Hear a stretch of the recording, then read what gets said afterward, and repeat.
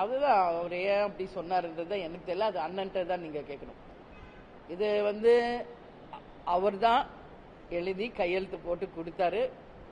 நீங்க அதே திருப்பி திருப்பி கேட்கறதுனால மேபி நாங்க காமிக்க வேண்டி வருமோன்னு கூட நான் யோசிக்கிறேன். நாங்க ஏன் இது வரைக்கும் அதை காமிக்கலன்னா, நாகரிகம் கருதி, அரசியல் மாண்பு மரியாதையை கருதி இன்னைக்கு வரைக்கும் நாங்க அந்த ஷீட்டை உங்ககிட்ட காமிக்கல. என்ன, நாங்க மிகப்பெரிய அளவுல அரசியலில் நாகரிகத்தையும் கடைபிடிக்கணும். ஏன்னா எங்க கேப்டன் எங்களை அப்படிதான் வழி நடத்தி கொண்டு வந்திருக்காரு. அவர் வழிதான் எங்க வழி. அதனால அவங்க தேர்தல் போதே நாங்க அங்க அதிமுக ஆபீஸ்லயே நான் கேட்டேன், அண்ணா இன்னைக்கே இதை காமிச்சிடலாம், அறிவிச்சிருவோன்னு.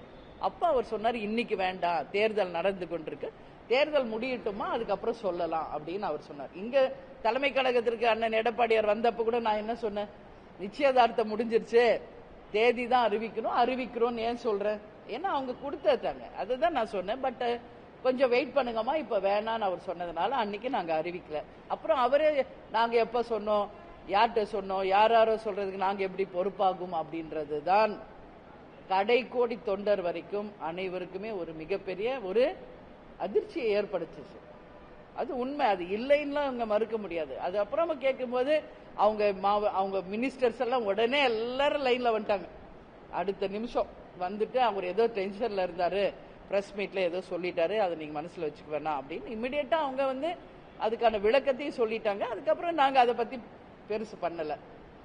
அதனாலதான் நான் சொல்றேன், இப்ப அவங்களாகவே 2026 தரப்படும் அவங்களாதான் சொல்லியிருக்காங்க.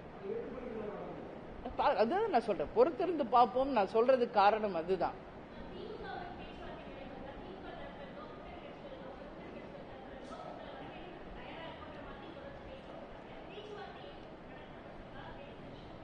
இல்ல, எல்லா கேள்வியும் எங்ககிட்டயே கேக்குறீங்களே, ஆட்சியாளர்கள் தானே, இந்த திமுக கிட்ட இந்த கேள்வி கேட்கலாம்ல.